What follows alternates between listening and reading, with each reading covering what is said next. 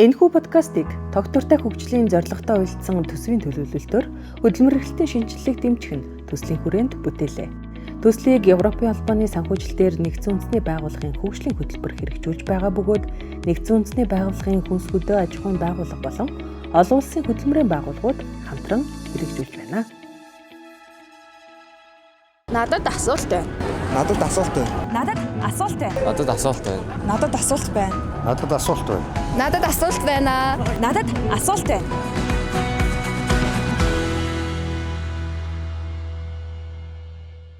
За надад асуулт байна. Маш их олон судалгаанууд хийгдсэн байдаг хгүй. Бас нэг суулна зүйл нь байдаг нэг хөнгөн хунгаа байдал. Уудам тал нутагтаа ингээд нэг амьдэрсэн. Юм ярихдаа ч гэсэн ерөнхийд нь л яриад байдаг. Гой үгнүүдийг нийлүүлж бүх ажлын байран дээр тавиад ээж болохгүй. Энэ дээрээс хаалцсан гэдэг шиг. Удаан ажиллаад нэг газараа гаццсан манай хүмүүс байгаа шүү дээ. Зүгээр их сургууль бэлтцсэн юм чинь бид нар энэ хүнийг одоо ашиглах л ёстой гэдэг. Айхтар гадаад үг хийж ингээд шүүмжилж магадгүй. Урлагийн хүн байх ёстой байсан юм бэ штэ гэдэг. Хүмүүс байдаг штэ. Нэгэнт компани дэмжихгүй байгаа бол ажлаас солих гэж зөвлөж байна та. За баярлалаа та бүхэнд ч гэсэн.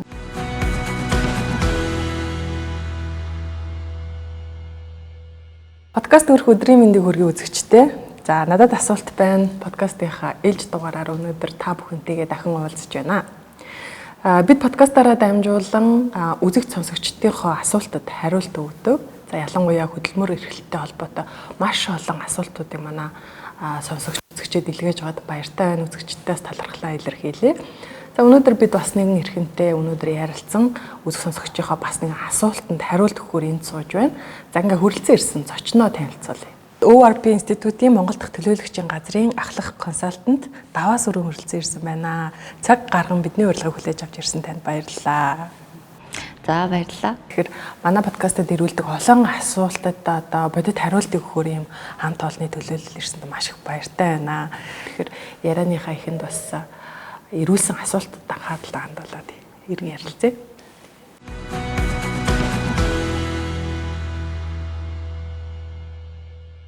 Миний үеийн залуучуудыг анзаарахад нийгмийн цаанаасаа юм шаардаад байна л та ингээд тодорхой хэмжээний олон тийшээ хүрэх чадварыг шаардаад байна.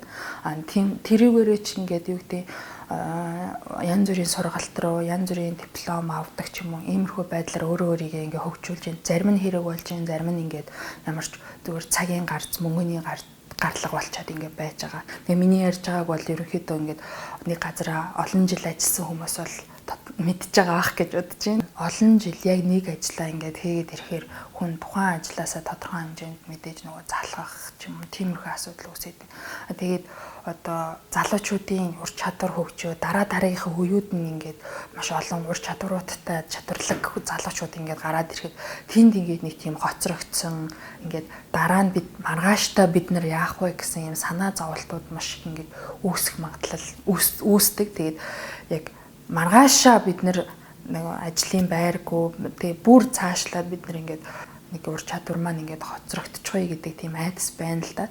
Ийм учраас одоо хүмүүс ийш тийшээ өсчиж очроо олохгүй ингээд янз бүрийн зүйлүүдийг сургалтууд ч юм уу хамрагдаад ингээд явж байна. Ур чадвараа хөгжүүлэх гээд аль ур чадвараа хөгжүүлэхийг ч мэдэхгүй тийм ээ. Тэгэхээр миний бодлоор яг энэ чиглэлдээ энэ тал дээр одоо нэг ерөнхийн нэг чиглүүлэг хэрэгтэй юм шиг санагддаг л да. Тэгэхээр яг энэ зүйлийн талаар одоо мэрэгжлийн хүмүүстээс зөвлөгөө авч өгөөч гэж хүсэж байна.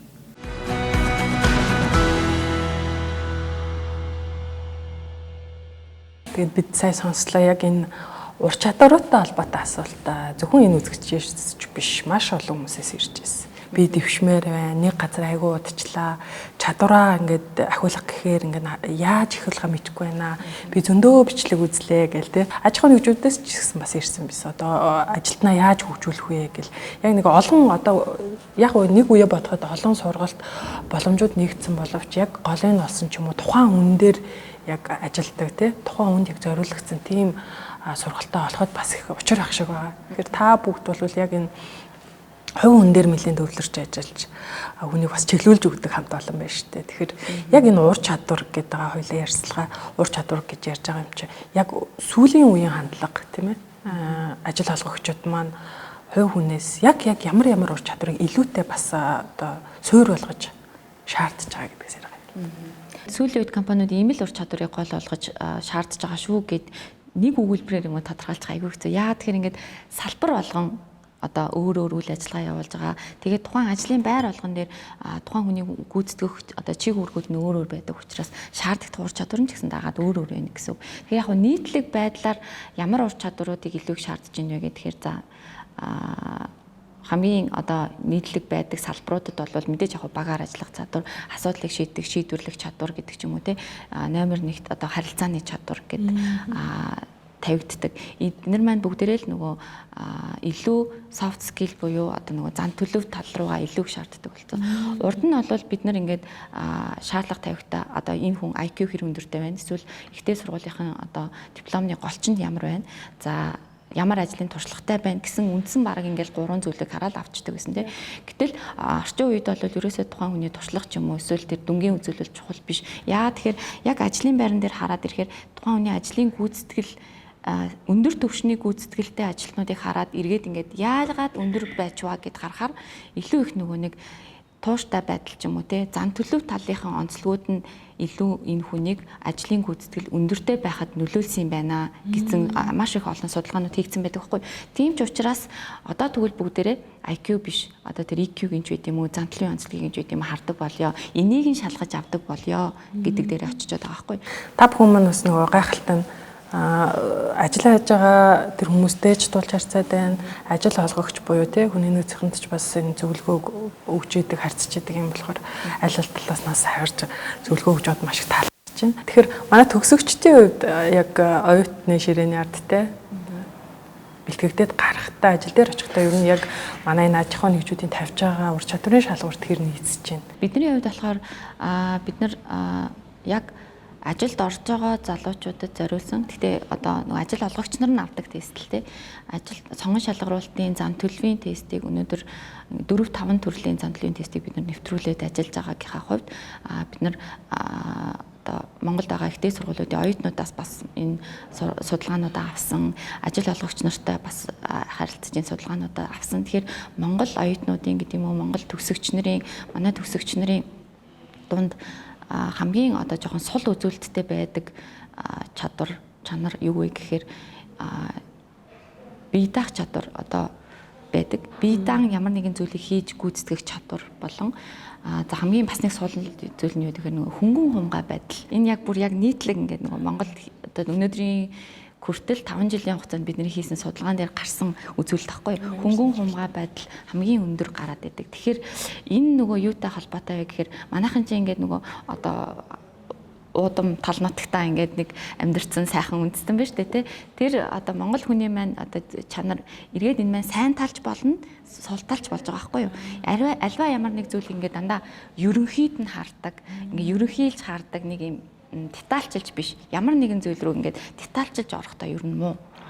Тэгээд ингээд тэр ажил гүйцэтгэхтэй ч гэсэндээ ингээд нарийн ширийн зүйлүүдийг нэг их анзаарахгүй үл оошоогоод орхичдаг. Тэгэл ингээд ерөнхийд нь л яриад байдаг. Юм ярихтаа ч гэсэн ерөнхийд нь л яриад байдаг. Өөрийгөө танилцуулахдаа ч гэсэн ерөнхийд нь л яриад дуусгачдаг. Тэр нарийн чадруудаа гаргаж ирдэг ч юм уу тийм байдал их ажиглагддаг. Тэгээ энээсээ болоод одоо нөгөө тэр тухайн нарийн ажлыг одоо чимглүүр ажлыг гүйцэтгэх шаардлагатай ажлын барьж болно шүү дээ. Тэр болгон дээр ч одоо ингээд жоохон чадвар нь дутж байгаа юм шиг харагдаад байдаг. Тэгээд илүү бас гадныхантай ажиллахад энэ бол хамгийн их харагддаг. Зан төлөв дээр нь тулгуурлаад тест хийгээд өөрийгөө холоод зөв мэрэгжилтэд очсон хүн бол ур чадвар нь бол нэлээд сайн гарах байх. Энэ бол зүгээр яг надад тийм бодол төрлөө. Тэр хэр уялдаа холбоотой юм бэ? Анханасаа зөв мэрэгчлээ сонгоцсон хүн бас мэдээж хандлага шал өөр баг тий. Тийм энэ дээр одоо манайхан нэг буруу ойлгох гэдэг юм нь юу вэ гэхээр сонгон шалгаруулалтын зан төлөвийн тест гэдэг чинь чи сайхан ажилтаа бол бид нар ажилтаа авах, чи муухай ажилтаа бол бид нар ажилт авахгүй гэсэн ойлголт биш байхгүй юу? Бид нар энэ хүнээр ямар салбарт, ямар ажлыг, ямар чиг үүрэг одоо ямар левелд хийлгэх гэж байна вэ гэдгээ ажил олгогч нар эхлээд маш сайн тодорхойлоод гаргацсан байх хэрэгтэй. Энийг бид нар ур чадварын модель гэдэг байхгүй юу? Энэ байгууллага болгонд ур чадварын модель гэдэг зүйл байх хэрэгтэй. За энэ ажлыг хийж гүйцэтгэхэд ийм ур чадвар, ийм боловсролын зэрэг, ийм одоо туршлага, ийм скил хэрэгтэй болно. Тэгээд ийм левелтэй байж болно гэдэг ингээ гаргацсан. Тэгэхээр энийг ажлын байр болгоноор гаргаж болно. Эсвэл одоо дэд салбар болгоноороо гаргаж болно. Энэ ур чадрын модельөө өөртөө яг зөв боловсруулад гаргацсан бол хаана хэнийг ямар чадвартай хүнийг авах вэ гэдгийг тодорхой болчихж байгаа хгүй. Тэгээ яг л тэрүүгээрээ л нөгөө шаардлага тавина. Тэггүйгээр ингээл за багаар ажиллах чадвар чухал гэсэн, эсвэл асуудал шийдвэрлэх чадвар чухал гэсэн гээл ингээл гой үгнүүдийг нийлүүлж бүх ажлын байран дээр тавиад ээж болохгүй. Тэгэхээр яг ажил горилагч нар маань ч гэсэндээ би яг ямар ажлын байран дээр одоо хүсэл илгээж байгаа вэ, одоо ажил горилж байгаа вэ гэдгээ маш сайн ойлгоод тэрийгээ судлаад энэ ажлын байр маань өөрөө эсвэл нээлттэй байхыг шаарддаг юм уу, эсвэл бүр дотогшоогоо сууж ажиллахыг шаарддаг юм уу гэдгээ ч гэсэн өөрөө маш сайн тодорхойлдог байх хэрэгтэй. Тэгээд энэ зан төлөвийн тестийг бид нар яах гэж хэрэглээд байдаг юм бэ гэхээр энэ ажлын байран дээр тэгвэл одоо тууштай хүнийг авъя. Тууштай байдлын үзүүлэлт өндөр гарсан хүнийг аавна. Энэ ажлын байран дээр одоо борлуулагч гэдэг ажлын байр ах юм бол энэ ажлын байран дээр илүү их харилцдаг учраас харилцааны чадвар өндөртэй хүнийг авъя гэд ингээд гаргачихж байгаа хгүй. Тэгэхээр түүнийхээ дагуу тестээ хийлээ. Харилцааны чадвар өндөртэй хүмүүсээ борлуулагчийн ажлын байр руу явууллаа. Тууштай одоо сууж ажилладаг, тууштай байдлын үзүүлэлт өндөртэй гарсан хүмүүсээ энэ яг одоо сууж ажилладаг тий нэгтлэнч байдаг юм уу тий тиймэрхүү ажлын байрнууд руугаа ингээд явууллаа гэдэг ч юм. Яг энэ хүний зан төлөвийн онцлог нь энэ ажлыг хийхэд илүү тохирсон юм байна гэдгийг нь олоход тэр хүн болон бид нар олоход тий ажил олгогч нар өөртөө олоход зориулагдсан байдаг байхгүй. Тэгэхээр мэдээж яг нөгөө багасаа л янз бүрийн тест хийгээд үзсэн, өөрийнхөө сонирхлыг ч гэсэн мэдсэн, олцсон, тэгээ дуртай ажиллаа, дуртай салбараа олцсон, өөрийнхөө зан төлөвийн онцлогийг юу чаддаг, чаддгүйг мэддэг хүмүүс бол энийг ингээд эрт хөгжүүлээд эрт одоо явцсан байдаг тий. Харцангуй бас цөөхөн байна. Цөөхөн. Энэ тестийг яг ажил горлож байгаа хүмүүс өсдөг тий. Тийм байгуулах хэрэг байна юу юм. За миний мэдж байгаагаар яг ингээд байнгын бас байхгүй байгаа тий. Байнгын энүүгээр авахгүйгээр одоо нэг авчт юм уу гэл нэг орж ирээл тэгснээ за одоо ингээд байл нэг хэсэг чимээгүй за одоо нэг хэсэг хүмүүсээс авчдаг юм уу. Энийг уг нь бол олон улсад болон тий энэ ерөн сэтгэл зүйн тест, сонгон шалгуулалтын тест, ажилтнуудад зориулсан энэ хөгжүүлэх хөтөлбөрүүдийг боловсруулдаг, сэтгэл зүйн тестийг боловсруулдаг салбараар бол мэдээж Америкийн нэгдсэн улс хамгийн нэгдүгээр бичигддэг олон улсад бол тэгээд за түүнийг дагаад хөгждөг Япон, Солонгосын Азтай ялангуяа Америкийг үлгэр жишээ болгоод хөгжиж байгаа орнууд байгаа шүү дээ тий. Тэр одоо орнуудад болохоор хөгжөөд 20-30 жилийн үр үтцсэн байна л да. Тэгээд Солонгосын жишээг аваад үзэхэд бүхэл компани одоо том бүхэл компаниуд нь аль хэдийн зан төлөвийн тестийг нэвтрүүлсэн. Хамгийн ихний сонгон шалгуулалтын процесс анкет авлаа. Дараагийнх нь шууд зан төлөвийн тест гэдэг. Тэгээд зан төлөвийн тестэнд тэнцсэн хүмүүсийг мэрэгжлийн шалгалт руу яг нөгөө нэг одоо IQ ч гэдэг юм уу эсвэл мэрэгжлийн шалгалт ч гэдэг юм уу тэр шалгалтуудад оруулдаг. За тэнд тэнцсэн хүмүүсийг ярилцлага 1-2 дугаар шатны ярилцлаганд оруулна гэдэг ч юм уу. За 1-2 дугаар шатны 1-р шатны ярилцлага хийсэн тохиолдолд дараа нь одоо нөгөө даалгавар гүйцэтгүүлэгч гэдэг юм уу групп ярилцлага хийгч гэдэг юм уу тиймэрхүү шат руугаа ингээд нийтдээ нэг 5-6 процесс яваад байгаа байхгүй тийм. Манайд бол энэ 2 дахь процесс шууд хасагдаад авагдах болчдөг. Тэгэхээр энэ яг тэр утгаараа одоо ихэнх компаниуд нь тий бараг одоо 90 гаруй хувь нь компаниудын солонгосын компаниуд 90 гаруй хувь нь ийм зан төлөвийн тестийг эхэлж хэрэгжүүлээд үүнд тэнцсэн хүмүүсээ цааш нь явуулж гинэ гэдэг чинь тэр хэрээрээ энэ маань маш чухал үзүүлэлт гэсэн үг байхгүй юу? Тэрийн ярьж байгаа нь ур чадвартай ч бас шууд холбогдохоор асуудал шүү дээ. Манай хүний нөөц найз хэлж ирсэн. Компани өөрийгөө амар сайн магтаал, нөгөө талаас ажил горлж байгаа амар магтаал ингээл ажилд ордог. Авчдаг. 3 сартаа нөгөө сонин дээрээ саахалцсан гэдэг шиг ажил аягүй гоё явдаг нэ. Хоёр талаас хичээгээл гоё харилцаал ингээл тэгээл 4-5 дахь сараас асуудал гарч ирдэг гэж ярьж байсан. Өөрөөр хэлбэл энэ тогтвортой ажиллана гэдэг бол өөрөө энэ байхгүй бол компанид чог хүнсч мэдээж алдагдaltaа гэдэг нь ойлгомжтой. Тэгэхээр удаан ажиллаад нэг газараа гаццсан манай хүмүүс байгаа шүү дээ. Бидний одоо үеийнхэн дунд тийм асуудал их байна. Тэгэл рискил гэж ярьдаг. Рискилээ яаж ихэ мэдэхгүй ингээд энэ тал дээр одоо ямар зөвлөгөө тухайн хүн яаж өөрийгөө одоо хөгжүүлэх юм, компани энэ дээр ямар бодлоготой байх юм. Өшөө сая ярьсан тестүүд хэдийн ажиллаж байгаа хүмүүст хийгдэх боломжтой юм уу гэдэг асуулт. Мэдээч нөгөө энэ тестүүд маань өөрөө би зөвхөн сая сонгон шалгуулалтын тест гэж ярьсан болохоос бусад тестүүдийн яриаг байгаа тийм. Энэ болохоор зөвхөн ажил горилагч нарт одоо манай компани ажилтан болоогүй байгаа хүмүүст зориулсан тест байхгүй сонгон шалгуулалтын зан төлөвийн тест гэдэг бол. За тэгээд үүнээс цааш ажилтан болсон тохиолдолд ямар тестүүд гэдэг вэ гэхээр тухайн нөгөө нэг чиг үүрэг болгоноор нь одоо хөгжүүлэхийн тулд одоо багийн чиг үүргийг тодорхойлох тест гэдэг байдаг. Одоо баг нэгж маань ямар нэгэн хилтэс нэгж маань ингээд 5 үүрэг бүхий хүмүүс одоо ажиллаж ич зөв баланстай тэр багнаас сайн гүйцэтгэл гард юм байна л да. Тэгвэл энэ баг дотор байгаа хүмүүс аль нь ямар чиглэл рүүгээ ямар төрөл рүүгээ хамаарч иж одоо хамаарх хүмүүс байна вэ гэдгийг тодорхойлдог. Тэгжээж манай баг баланстай байна уу үгүй байна уу гэдгийг тодорхойлоод цааш нь ингээд хөгжүүлээд явдаг тийм тестүүд яж болж байна. Эсвэл нэгжийн удирдлагуудыг одоо хөгжүүлэх юм бол нөгөө багаа аюул сайн удирдаад ингээд гүйцэтгэл сайтай бүгдээрээ гүйцэтгэл сайтай ажиллах хувь нь өндөр байдаг учраас нэгжийн удирдлагуудын манлайллыг одоо тодорхойлдог тестүүд гэдэг ч юм уу маш олон янзын төрлийн тестүүд байдаг. За тэгээд зөвхөн тест бол бүх зүйлийг шийдэхгүй шүү дээ. Тест бол зөвхөн онцлоод тодорхойлчихж байгаа. Тодорхойлсны дараа тэгвэл одоо багаараа хийгээд үзэхэд л манай баг дээр аль нь хамгийн одоо бага үзүүлэлттэй байна. Юугээ бид нэр хөгжүүлэх юм бол илүү ихтэй одоо нөгөө гүйцэтгэл сайтай байж ингээд компани нөгөө зорилтыг одоо зорилго зорилтод хувь нэмэр оруулахад илүү одоо чанартай үзүүлэлт болж чадах вэ гэдэг одоо зүйлээ олж авч чаддаг байхгүй. Тэгэхээр гадны компаниуд бол ерөнхийдөө дандаа дотооддоо одоо том групп компаниуд бол ялангуяа дотооддоо ийм хүмүүсээ хөгжүүлдэг академиуд, сургалтын төвөдтэй байдаг. Манай Монголын хувьд бол миний мэдж байгаагаар MCS академи гэж байдаг. За энэ маань болохоор нөгөө хүнийг сонгон шалгаруулж аваад чи манай компани ажилтан шүү гэсэн цагаасаа л ахуулаад хөгжүүлж идэг. Нөгөө шинэ ажилтнуудад зориулсан тасн зохицлын хөтөлбөр гэж байдаг шүү дээ. Яг тэрэн шиг шинэ ажилтнуудад зориулсан тасн зохицлын хөтөлбөр гэл одоо нөгөө компани зорилт маань юу вэ? Чи манай компани нэг гишүүн болж байгаагаараа чи ямар одоо байр суурьнд явж байгаа? Чамд эдлэг эрх чинь юу байх вэ? Чамд өгдөж байгаа боломж чинь юу байх вэ? Чиний гүйцэтгэх ёстой үүрэг чинь юу байх вэ гэдгээс ахуулаад бүх юмаа танилцуулаад чи одоо ийм чадруудыг эхний ээлжинд эзэмших ёстой. Тийм болвол чи дараагийн ээлжинд ийм чадруудыг эзэмших төвшөнд хүрнэ. Энэ дунд чинь дандаа ийм онцлогоонууд, шалгалтууд байна гэдэг ч юм уу. Бүх юмаа ингээд анханаас нь системтэйгээр танилцуулаад тайлбарлаад явдаг. Тийм одоо төвүүд байдаг байхгүй сургалтын төвүүд. Тэгэхээр энэ маань ч гэсэн таны хэлсэн олон жил ажилласан хүмүүс яах вэ? Одоо юугаа ур чадвар яаж хөгжүүлэх вэ гэж штэ. Энийг ч гэсэн системтэйгээр ингээд цаанаас нь ингээд зураглаад гаргацсан байдаг. Одоо нөгөө карьерийн зураглал хийгээд гаргацсан байдаг байхгүй. Энэ маань нөгөө манад бас нэг байдгүй ойлголт юу вэ гэхээр хүний нөөц гэж яригадаад байдаг. Гэтэ манад болохоор хүний нөөцийн менежмент буюу хүнийг яаж зөв ажилуулж удирдах вэ? Хүний гэдэг тэр хүний нөөцийн менежментийн асуудлаар яриад байдаг. HR менежментэл яриад байдаг тийм. Гэтэл нөгөө талд нь яг үүнтэй ижилхэн орчидаг зүйл юу вэ гэхээр HR development гэхгүй. Human resource development гэдэг яг хүний нөөц хөгжүүлэлт гэсэн ойлголт байдаг. Хүний нөөцийг удирдах ажиллаа, тэр хүний нөөцийг хөгжүүлж ажиллаа. Яг энэ хоёр одоо солонгосын компаниудад бол HRM хилтэс гэж тустай байдаг, HRD хилтэс гэж тустай байдаг. Тэгэхээр энэ HRD хилтсийн юу хийдэг вэ гэхээр яг л энд ороод ирсэн нөөцтэй бидний ажиллах хүч болоод ороод ирсэн энэ нөөцийг бид нар бүгдээрээ хин нь ямар төвшөнд байгаа эхлээд онцлон тодорхойлно, шалгана. Тэгчээд хинийг нь цаашлаад ямар төвшөнд яаж сургаж хөгжүүлэх вэ гэдэг тэр ур чадвар хөгжүүлэлтийг байнга хийгээ явж идэг хэлтэс байхгүй. Тэгэхээр энэ HRD хэлцүүд манад бараг байдгүй. Зүгээр нөгөө сургалт хөгжлийн хилтэс ч юм уу сургалт хөгжлийн алба, сургалт хөгжил хариуцсан ажилтан гэж орхичдаг.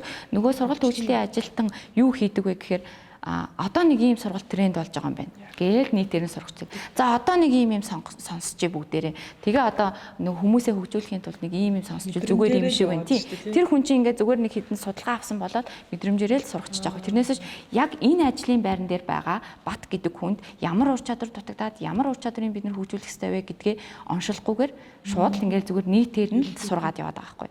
Тэгэхээр энэ HRD хилтэс уг нь компани болгон дээр байж ивэл энэ өөрөө тэр үүргийг чинь гүйцэтгээд байгаа байхгүй. Хүний нөөцийг хөгжүүлэх хэлтс. Хүний нөөцийг хөгжүүлэх хэлтс. Хүний нөөцийн хөгжүүлэлт гэдэг ойлголт байхгүй болчиход байгаа. Яг ч чадвараа эндээ байгаа тийм.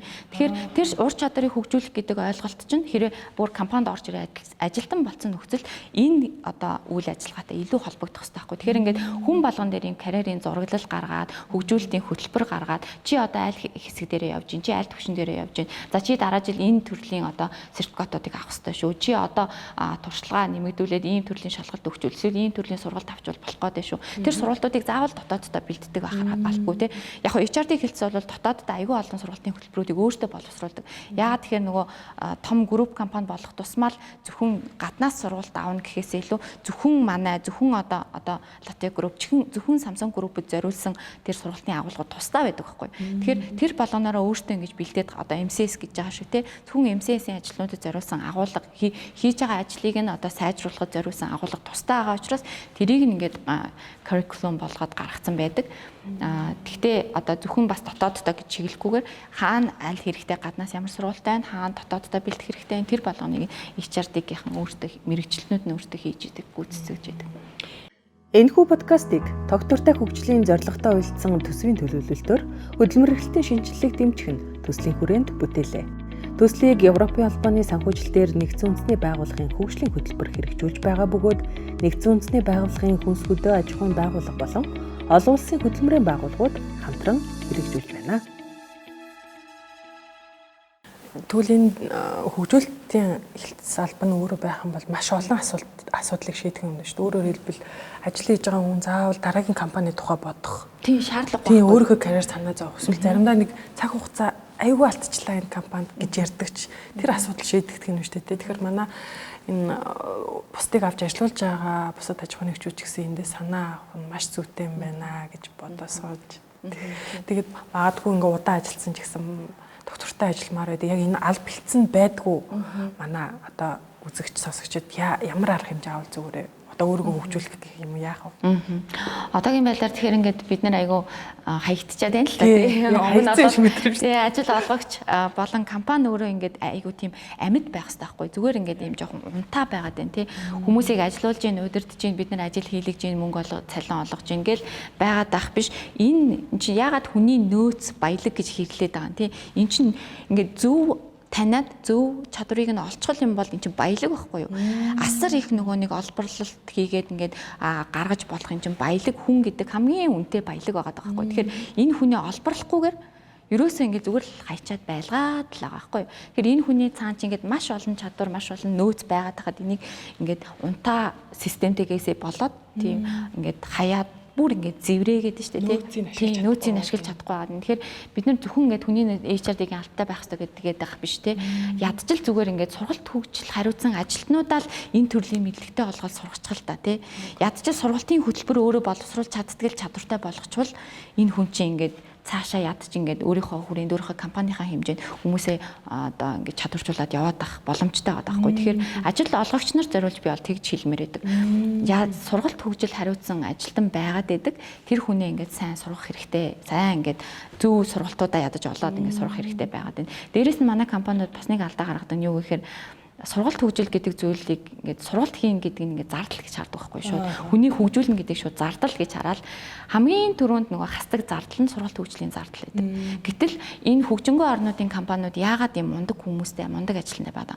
Тэрийг хизээ сургалт хөгжлийн зардалаа хизээч хасдаггүй байхгүй. Улам л нэмдэг.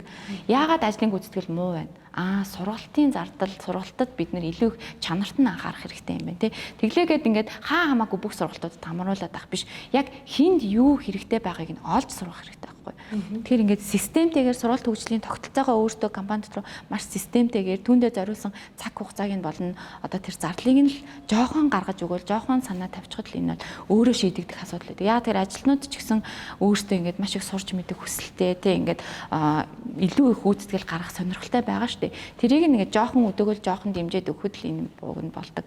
За ажил бусад ажилтнууд талаасаа бид нар одоогийн байдлаар ямар арга хэмжээ авч болох вэ гэхээр за өөрийгөө л хөгжүүлжтэй би өөрийгөө таниал би юунд дуртай вэ би юу чаддаг вэ би юу чаддгүй вэ гэдгээ таниал яг л тэр дуртай зүйлээ олоод би юу хийвэл аз жаргалтайгаар одоо ингэж мөнгө олж болох вэ гэдэг зүйлээ л энэ одоо эрэл хайгуулыг тасралтгүйгээр хийж явах хэрэгтэй.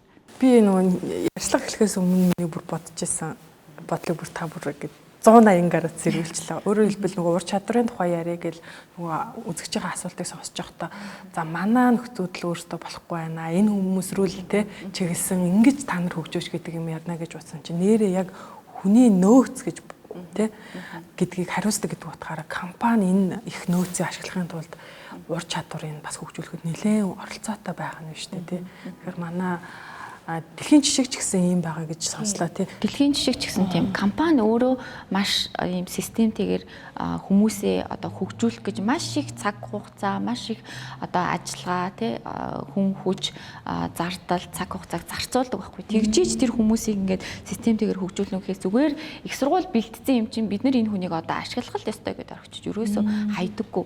Доктортой ажиллах гэдэг дээр бас ер нь өшөө нэмжлэх зүйл юу вэ? Тэр одоо тэр нэг одоо яг үзэгчд маань айхтар гадаад үг хийж ингээ шүүмжилж магадгүй. Яалт энэ upscale, rescale гэдэг үг бол яг энэ талбарт бол нэлээд ашиглагдаж байгаа. Яг энэний ялгааг нь та гаргаж бас тайлбарлаж өгч зарим нь ч бас мэдээлгүй хүмүүс байгаа тий. За яг манай юунд болохоор upscale, rescale гэж нэг их хэрэгэлдэг. Гэхдээ энэ нэр томьёоноор юу суудгаа гэхээр upscale гэдэг бол би одоо мэрэгжлийнхаа ур чадварын хүрээнд нэг 3 гэсэн левелээр байгаа гэж бодъё л доо. Би тэгвэл компани болгон дотор чинь ингээд нэг грейдүүд байдаг тий. Ур чадвар болгоноор нь ингээд ажлын байр болгоноор нь одоо тэр ур чадрын модель байх хэрэгтэй гэдэг чинь энэ болгоно ингээд системчлээ гаргацсан зураглалыг хэлдэг байхгүй.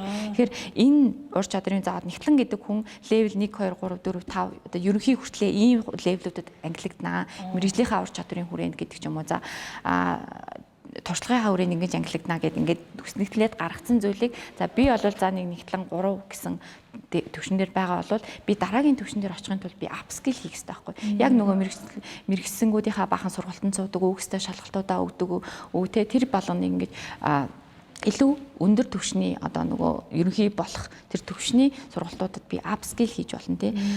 Reskill гэдэг бол дахиад илүү өргөн цар хүрээнд байж болно. Эсвэл одоо чиний ажлын байр чинь хөрвж борлуулалтын ажилтан бол жишээлбэл хөрвөөд аль одоо хүрээнд ажиллаж болохоор байдаг вэ? Илүү нөгөө хүрээгээ тэлэх reskill хийгээд хөрвөх чадвараа сайжруулах байдлаар явна гэсэн. Тэгэхээр нэг нь дээшээгээд босоо чиглэл нөгөөх нь бол жоохон хөвтэй чиглэл байгаа даа л ойлголтыг тайлбарлаж байгаа. Тэгэхээр альч талаасаа хүмүүс ер нь өөрийгөө ур чадвараа хөгжүүлнэ гэдэг маань бол энд хамаарагдаад явчихна. Нэг практикал асуулт байна. Одоо яг заны манай үзэгчийг хариултаа ингээл бодоод сууж байгаа жишээл за би тий эргэн сарын туяа нэг компанид 10 гаруй жил ажиллажлаа. Тэгээд үнэхээр гэр бүл шиг тассан байна. Ажил гарт орчлоо. Компани ямар цалин тавих боломжтойг би мэднэ. Компани намайг юу хийдгийг мэднэ ингээ явж ядлаа. Гэтэл надад бас нөгөө өөрөө бас дэвших тий арай нэг тухайн нөхцөл байдлаасаа илүү сайн төвшөнд амьдрах ажиллах тийм хэрэгцээ үүсчлээ шүү дээ. Гэтэл компани бол яг тэр хөгжүүлэх салбарч байхгүй, хүний нөөцийн айхтар бодлогоч байхгүй тий яг л нэг тийм төлөөлөл байлаа гэж бодоход ажлаас гарах гэж шууд тэр гарахтаа нэг ямар нэгэн шалт гэлжтэй шүү дээ бид нар ч би ингээд ингэх болчлаа гэл өндөө бол цаанаа өөр л юм байгаад идэг тий. Тэгэхээр энийг нэг яаж ойлгуулж гарахаас ажлаа солихоос өөрөөр яаж шийдэж болох вэ? Яаж ойлголцох вэ? Энд чинь нэг тийм яг ингээ гаднаас нарахад амархан юм шиг мөртлөө яг тохиолдож байгаа өндөө нэг юм эвгүй байгаад идэв штэ. Та нар цалингаа нэм би гарлаа гэлтэй нэш. Тэгэл эсвэл очиод баахан сургалтанд сууснаа би ингээ сургалтанд суудсан. Одоо надаа би өөртөө ажил хийгээд үг надаа цалин нэм гэлтэй нэш штэ. Ямар арга байж болох вэ? Энэ дээр бол яг би бас л юу хэлмээр байдаг одоо та өөрөө яг юу хийхийг яахыг хүсэж байгаа тий дараагийн 10 жилээ та өөрийнхөө амьдралын хувийн амьдралын 10 жилийг юу гэж харж байгаа. Энэ компанид одоо 10 жил ажиллаад хамгийн таны одоо тэр өсч болох хурж болох тэр одоо зүйлийг та энэ компанид харж ийн тэр топ төвчнийг та харж ийн үү тий тэрэндээ хүрэхийн тулд зориод явбал одоо танд ямар боломж байна, ямар эрсдэл байна, одоо юу хийж болох вэ гэдгийг харна. Эсвэл таны сонирхол одоо бүр ажилласаа залхсан байж болно шүү дээ. Би нэг л өөр юм хиймээр байна. Би ингээд одоо 10 жилийн нэг хийлээ. Одоо нэг л өөр ингээд бүр нэг өөрчлөмөр байна гэж үнэхээр ингээд дотроос чинь тэр хилээд байгаа бол та юунд сонирхолтой юм? Тэрийгэл бас л ингээд одоо хувийн бизнес эхлүүлэх байдаг ч юм уу. Бүр ингээд олон жил нэгтлэн хийж явж ийсэн, эдийн засгч хийж явж ийсэн. Гинт ингээд би чинь урлагийн хүн байх хэрэгтэй байсан юм бэ штэ гэдэг хүмүүс байдаг штэ. Тэгэхээр яг гинт та тэгэл дуучин болоод явах гэж байгаа юм биш л дээ. Гэхдээ л та зүгээр дотоод сэтгэлээ сонсоод өөрийнхөө одоо тэр дараагийн 10 жилийг юу гэж харж байгаа гэдгээ маш сайн бодож, маш сайн сонголтыг л та л өөрөө хийх ёстой. Гэхдээ сэтгэл хөдлөлөөр шийдэж болох. Сэтгэл хөдлөлөөр юусоо шийдэж болохгүй. Маш нухацтай хандах хэрэгтэй. Энэ дээр маш дараагийн 10 20 жилээ би сонгох гэж штэ, шийдэх гэж штэ. Тэ миний амьдрал шийдэгдэх гэдэг штэ. Тийм учраас өөрийнхөө одоо өөрийг нь маш сайн мэддэг хүмүүстэй ярилцтэй захиралтайгаа миний мэрэгжлийн хүрээнд намайг үнэлдэг ч байт юм уу, миний чадварыг аягүй сайн мэддэг ямар одоо менторууд, коучуд байдгийн тий компани дээрнээ ч болон найзууд нөхдөсөн ч байж болно. Тэр хүмүүстэй ярилцаад хаашаа яаж явбал миний одоо дараагийн 10 жилийн дараагийн 20 жилийн карьер илүү байх вэ гэдгийг маш сайн ярилцаж зөвлөгөө авч болно. Одоо нөгөө лайф коуч гэдэг шиг аюу олон төрлийн коучуд байдаг болсон шүү дээ тий. Тэдний бас шаардлагагүй байна. Тийм хүмүүстэй уулзаж ярилцаж болно. Мэргэжлийн одоо янз бүрийн тестүүдийг өгж үзэж болно. За хүмүүстэй ярилцаад энийг гэр бүлийнхэнтэйгээ ярилцсан. Тэр нөгөө маш нэг чухал зүйл чинь бас санхүүгийн одоо шийдвэр штэ тийм чадамжтай тийм ийшээ явбал яах вэ, ийшээ явбал яах вэ, Б сонголтыг хийвэл яах вэ, А хийвэл яах вэ.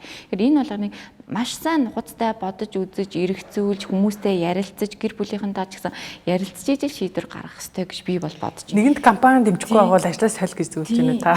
Компани бол яг үнэхээр яг дэмжиж чадахгүй те одоо нөгөө удирдлагын тэр одоо ойлголт өөрчлөгдөхгүй удирдлага арга хэмжээ авахгүй бол бид нэр яаж ингээд хөгжигээд ихцээд нэмэр байхгүй шүү дээ те.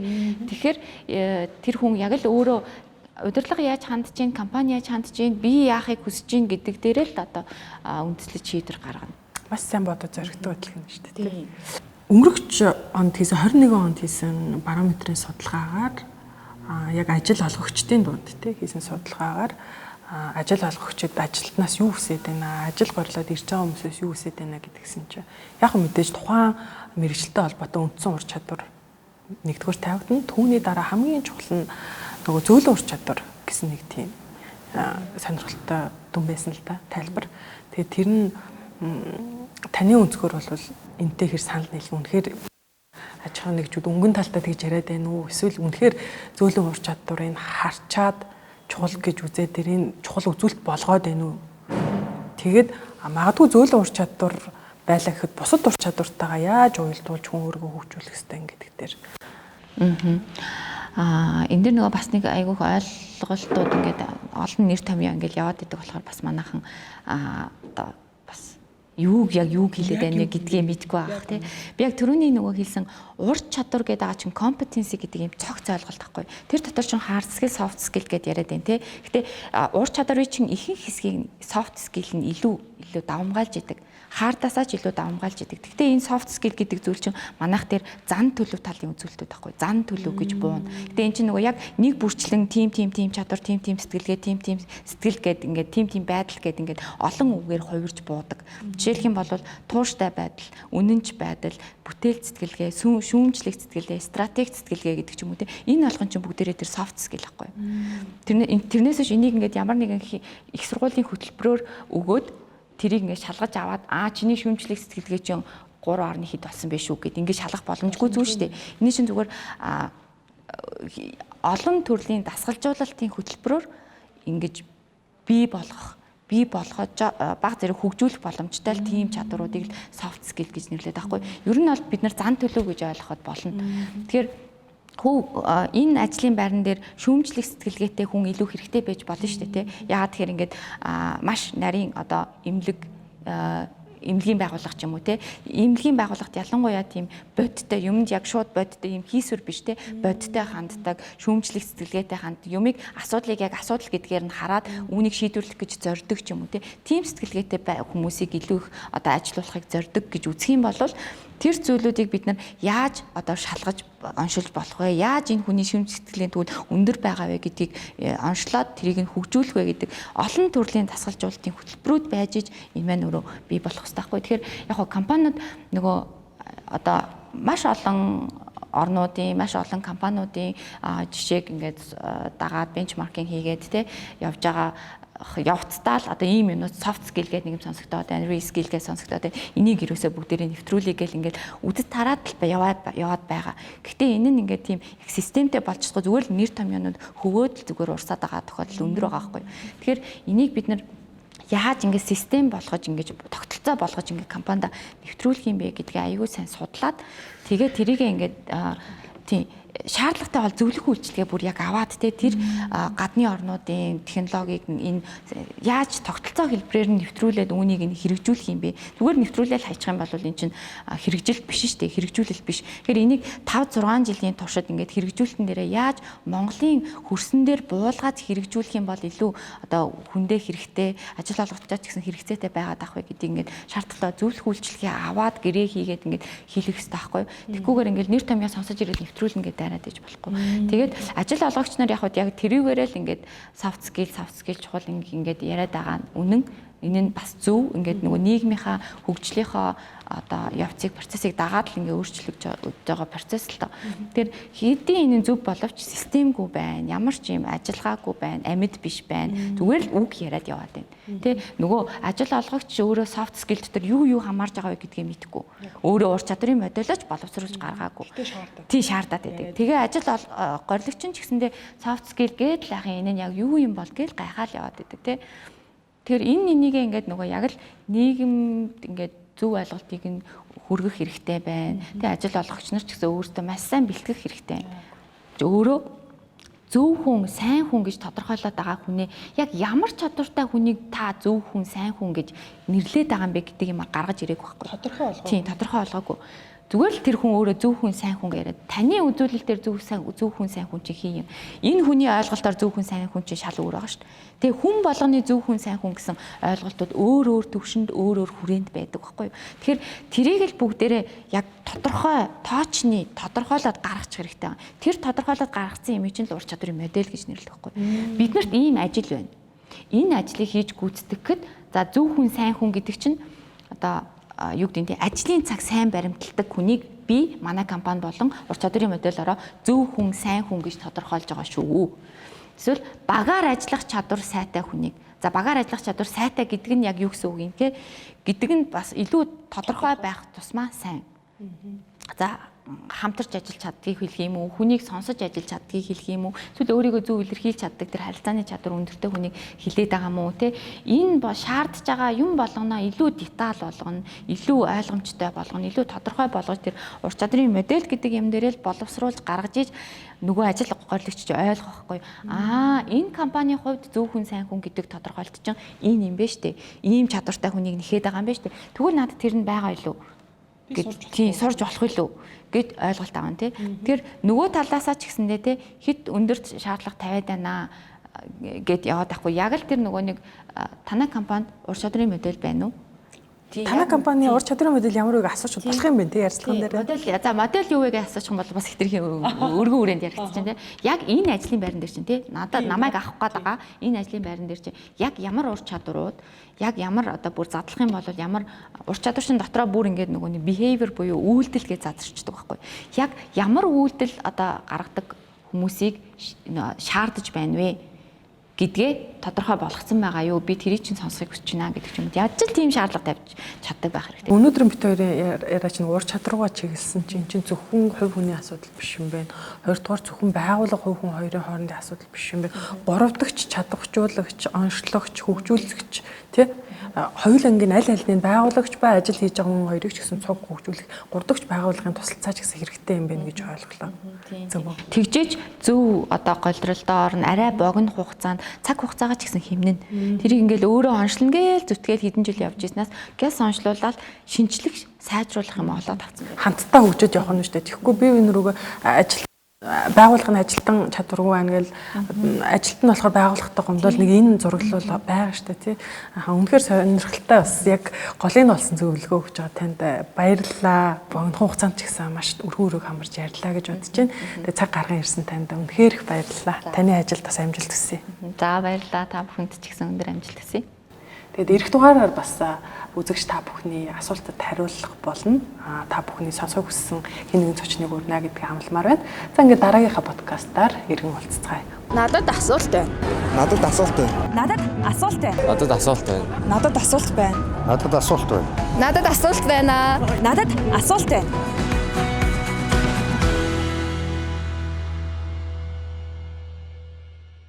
Энэхүү подкастыг тогтвортой хөгжлийн зорилготой үйлдсэн төсвийн төлөвлөлтөөр хөдөлмөр эрхлэлтийн шинжилгээг дэмжих нь төслийн хүрээнд бүтээлээ.